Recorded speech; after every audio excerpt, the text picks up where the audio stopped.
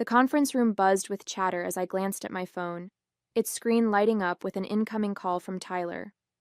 I stepped out into the hallway, expecting the usual small talk. "How's the trip? When will you be home?" Instead, Tyler's voice came through cold and smug. "I'm divorcing you," he said, his tone almost triumphant. "I've already sold the apartment, so you'll need to figure out where you're going to live. Enjoy that." For a moment, I couldn't breathe. The audacity of it, the complete lack of remorse, it was almost laughable. My hand tightened around the phone as his words sunk in. "You sold the apartment?" I asked, keeping my voice steady. "Yeah," he said with a dry laugh. "Nicole and I need the money to set up our life together. She deserves better than a tiny place like that anyway." Nicole. The name stung, though I'd suspected for months that there was someone else. Tyler's late nights, his sudden work trips, and the mounting distance between us all pointed to a third party. But to hear him speak her name so casually, as if I were the intruder in their life, lit a fire in my chest. "Sounds good," I replied evenly. There was no way I was giving him the satisfaction of hearing me crack. "My name is Amelia, and up until that phone call, I thought I'd married a man I could trust. Tyler and I had been together for 6 years, and while things hadn't always been perfect, I'd believed in our partnership. We'd worked hard to buy our apartment, a cozy 2-bedroom in the city that I'd fallen in love with the moment I saw it. It wasn't just a home, it was a symbol of everything we'd built together. Or at least that's what I'd thought. Looking back, there had been signs, small cracks in the foundation I'd ignored. Tyler's dismissive attitude whenever I asked about finances, his tendency to brush off my concerns with a charming smile and a quick kiss. I'd always assumed his confidence came from knowing what he was doing. Now I realized it came from knowing he could manipulate me. The rest of the day passed in a blur. I sat through client meetings, nodding at all the right moments while my mind raced. Tyler thought he'd won. He thought he could pull the rug out from under me, sell the home I'd worked so hard for, and walk away scot-free. But there was one crucial detail he didn't know. The apartment deed had been in my name alone for months. I'd had it transferred after we refinanced earlier in the year, a move Tyler had agreed to without much thought, because it meant a lower interest rate. He'd never bothered to ask about the details, or read the paperwork he'd signed. His carelessness was going to be his undoing. By the time I returned to my hotel room that evening, my shock had turned into resolve. I wasn't going to cry or beg. Tyler wanted a fight? Fine. But this was a fight I was going to win. The first call I made was to Chloe, my lawyer and longtime friend. I laid out the situation in painstaking detail, my voice calm even as my pulse raced. "He sold the apartment?" she repeated, incredulous. "Does he even realize that he can't do that without your consent?" "Apparently not," I said, a hint of amusement creeping into my tone. "He thinks he's already spent the money on his new life with Nicole." Chloe laughed dryly. "Well, he's in for a rude awakening. The sale is invalid. You can prove sole ownership, and if he's taken any money from the buyer, he's on the hook for fraud." The word fraud sent a jolt of satisfaction through me. "What do we need to do?" I asked. "First, we'll notify the buyer that the sale isn't legal," Chloe said. "Then, we'll draft a formal letter for Tyler, outlining the consequences of his actions. If he's dumb enough to try anything else, we'll take him to court." As I hung up, I felt a strange sense of calm settle over me. Tyler thought he'd outsmarted me, that he'd left me powerless and scrambling. But in reality, he'd just set himself up for the ultimate humiliation. I spent the rest of the trip focusing on my work, compartmentalizing my emotions and channeling my energy into the task ahead. The betrayal hurt, but the prospect of reclaiming my life and watching Tyler's smugness crumble gave me a sense of purpose I hadn't felt in months. When I boarded the plane home, I was ready to face Tyler, ready to dismantle his lies, and ready to start a new chapter without him. This wasn't just about winning. It was about taking back control. The flight home gave me hours to think about how everything had unraveled. Tyler's arrogance was astounding. He hadn't even tried to hide his betrayal. as if I was just another obstacle to bulldoze on his path to freedom. But instead of spiraling into anger, I focused on what I'd do when I returned. Tyler thought I was powerless, but he didn't realize I'd been playing the long game without even knowing it. As the plane touched down, my first call was to Chloe. "I'm back," I said as I hauled my suitcase off the luggage carousel. "What's the next step?" "We've already notified the buyer," she replied, her tone brisk and efficient. They were shocked, to say the least, and not too happy with Tyler. They're willing to cooperate, which helps our case. "And Tyler?" I asked. "I sent the formal letter to his email this morning," she said. "It outlines the illegality of the sale, your sole ownership of the apartment, and the potential consequences of fraud. He hasn't responded yet, but if I had to guess, he's going to be furious." Good, I thought. Let him stew. When I arrived home, the apartment was eerily quiet.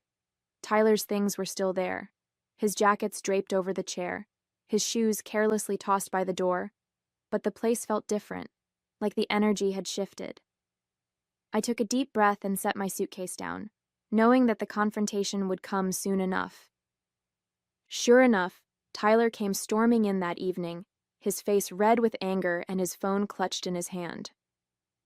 "What the hell is this?" he shouted, waving the letter Chloe had sent. "You're telling me I can't sell the apartment? It's half mine." "No, Tyler," I said calmly, crossing my arms. "It's not. The deed has been in my name for months. You can't sell something you don't own." He froze, his face a mixture of confusion and rage. "What are you talking about?" I grabbed the deed from the file I'd pulled earlier, holding it up for him to see. "After we refinanced, I had the deed transferred to my name. You signed off on it, remember? Or did you just skim the paperwork like you always do?" For a moment, he said nothing. Then his expression twisted into a sneer. "You think you're so smart, don't you? This doesn't change anything. I already made a deal, and you're going to look like a fool when it all falls apart." I stared at him, unblinking. "The sale is already void, Tyler. The buyer knows it, and they're ready to take legal action if you don't return the money. Oh, and speaking of money..." I took a step closer, lowering my voice. "If you've spent a single cent of that deposit, you're in even bigger trouble." Tyler's confidence wavered for the first time. "You don't know what you're talking about," he muttered, avoiding my gaze. "Oh, I know exactly what I'm talking about," I said, my voice steady. "You've spent years treating me like I'm too naive to notice what you're doing. But guess what, Tyler? I've been paying attention, and now you're going to deal with the consequences." He started pacing, his frustration mounting. "This is ridiculous. You're blowing everything out of proportion. You can't just kick me out of here?" I raised an eyebrow. "Actually, I can. This apartment is legally mine. You can stay here for now, but only because I'm giving you the courtesy of time to figure out your next move. But let me be clear, I'm not going anywhere." Over the next few days, Tyler's anger turned into desperation. He called me repeatedly, leaving frantic voicemails that alternated between begging and threatening. Meanwhile, Chloe worked behind the scenes to ensure that every loose end was tied up. The buyer rescinded the agreement, furious at Tyler for wasting their time and money, and Chloe drafted the preliminary paperwork for the divorce proceedings. "You're in a good position, Amelia," she told me during one of our meetings. "Tyler has no leverage here. Between the voided sale and the fraud charges hanging over his head, he'll have to cooperate if he wants to avoid a bigger mess." Her words were a relief, but they also reminded me just how much I'd allowed Tyler to control my life. For years, I'd ignored his dismissiveness and arrogance, telling myself it wasn't worth the fight. But now, I saw how much I'd been giving up, and I was determined to take it all back. Lauren, my best friend, came over one evening to help me reorganize the apartment. We boxed up Tyler's things, carefully stacking them in the corner of the living room. "How's he taking all this?" she asked, holding up one of his gaudy ties with a smirk. "Not well," I said, laughing despite myself. "He's still convinced he can talk his way out of it, but I'm not budging." "Good," she said, tossing the tie into the box. "He doesn't deserve a single inch of your space or your time." I nodded, feeling a wave of gratitude for her support. For so long, I'd felt alone in my marriage, carrying the emotional and financial burden while Tyler took credit for everything. But now, I had people in my corner, and that made all the difference. The final piece of my plan fell into place the day Tyler brought Nicole to the apartment. I was sitting at the dining table reviewing some paperwork when they walked in like they owned the place. Nicole looked around with a smug smile, her arm looped through Tyler's. "So, this is where we're staying?" she said, her voice dripping with entitlement. I stood up, my heart pounding but my resolve unshaken. "No," I said firmly. "This is where Tyler was staying. You, Nicole, won't be staying here at all." Her smile faltered and she glanced at Tyler, who looked equally stunned.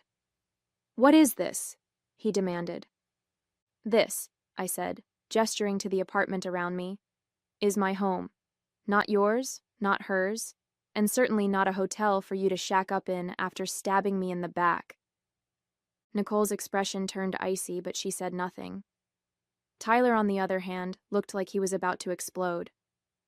"You can't do this!" he shouted. "You're being unreasonable!" I met his gaze, unflinching. "No, Tyler. What's unreasonable is thinking you could sell my home, walk away with the money, and expect me to just roll over. You're lucky I haven't filed criminal charges for now." Tyler stood in the doorway, his face red with frustration, while Nicole crossed her arms, looking increasingly uncomfortable. "You're being ridiculous, Amelia," he said, his voice laced with desperation. "You can't just kick me out of my own home." I took a step forward, my voice calm but unwavering. "This is my home, Tyler. The deed has been in my name for months, and you know that. You signed the paperwork without even reading it, just like you always do. So no, this isn't your home anymore." Nicole glanced at Tyler, her perfectly manicured hand tightening around her purse strap.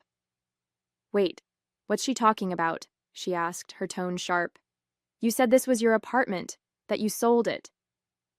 He flinched, trying to wave her off. "It's complicated. I'll handle it." "Oh, it's not complicated," I said, stepping closer. "You tried to sell an apartment that doesn't belong to you. That sale is void, Tyler. And as of right now, you don't have a leg to stand on." Nicole's composure cracked.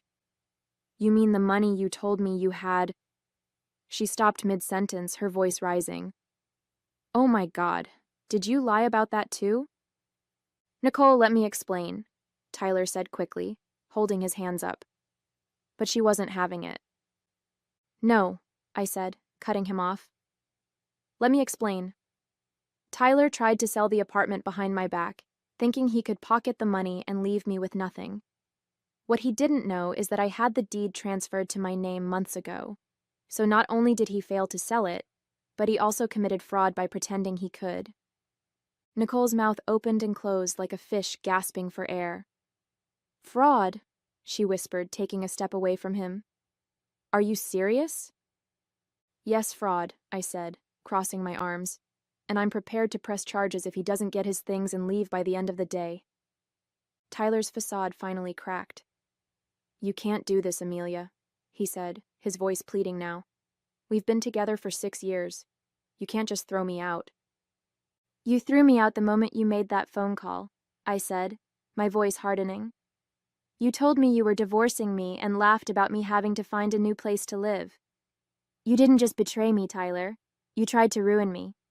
So don't stand there and act like you're the victim." Nicole took another step back, her eyes darting between us. "This is insane," she muttered, clutching her purse tighter. "You didn't tell me any of this, Tyler. You said you had everything handled."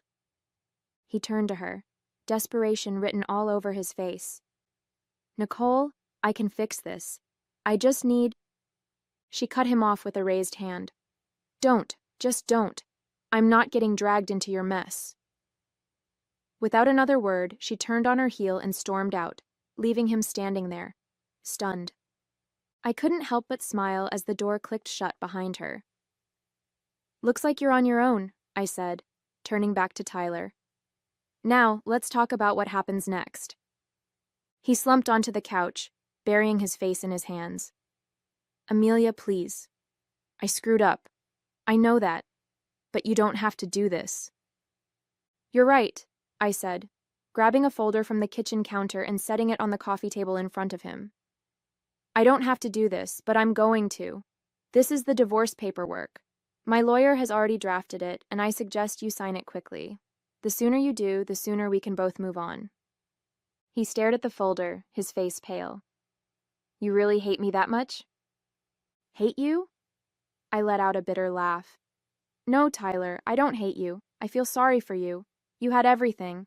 Someone who loved you, a home we built together, and you threw it all away because you couldn't see past your own ego. I stood, my heart pounding but my resolve unshaken. I want you out of here by the end of the day. Take your things and figure out where you're going to stay. This is the last time I'm giving you any grace. He opened his mouth to argue but stopped, his shoulders slumping in defeat. Fine, he muttered. I'll go. Good, I said, walking toward the door. And don't even think about trying anything else. Chloe's already handling everything, and the next time you cross a line, I won't hesitate to let the courts handle it. As I opened the door, Tyler slowly stood, grabbing his coat. He didn't look at me as he walked out, his footsteps heavy with defeat.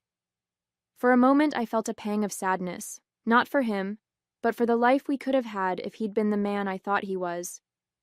But that moment passed quickly, replaced by a sense of relief. I closed the door behind him, locking it with the new key I'd had made. This was my home now, and no one, especially not Tyler, would take it away from me again.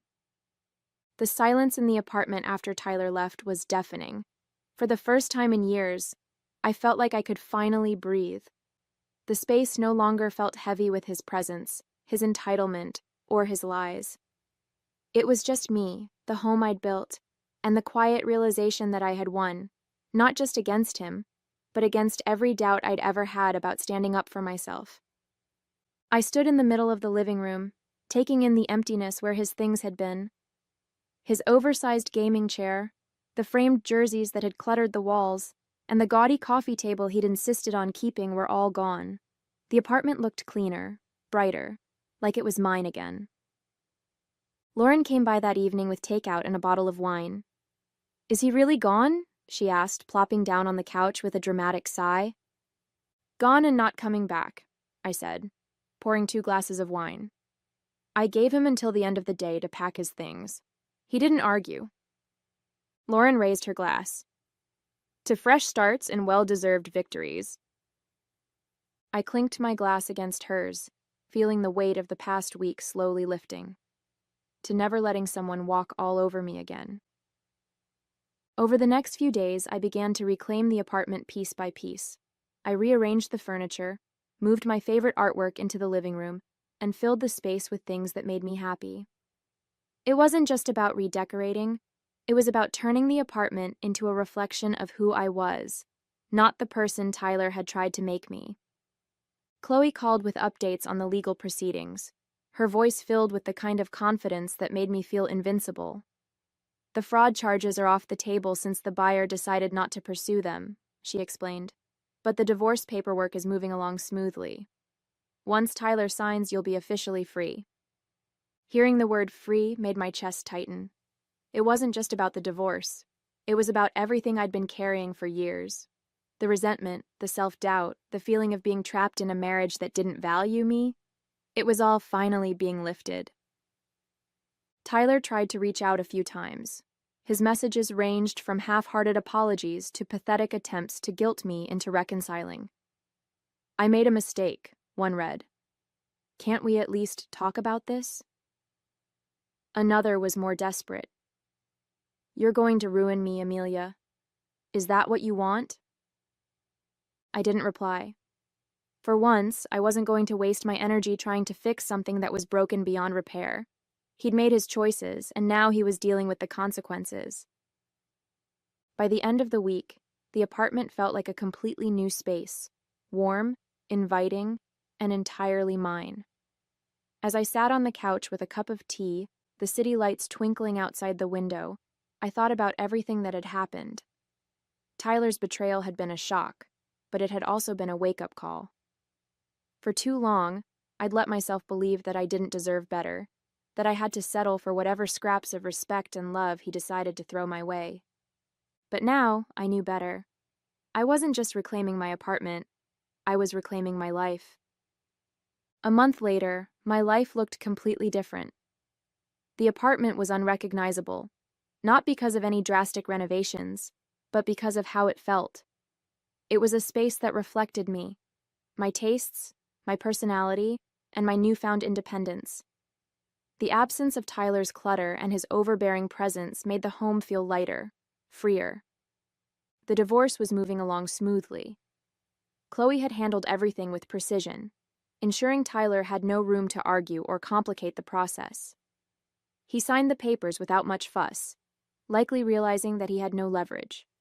There was no grand showdown, no emotional plea to work things out. Just a cold, clean break that felt both bittersweet and deeply satisfying.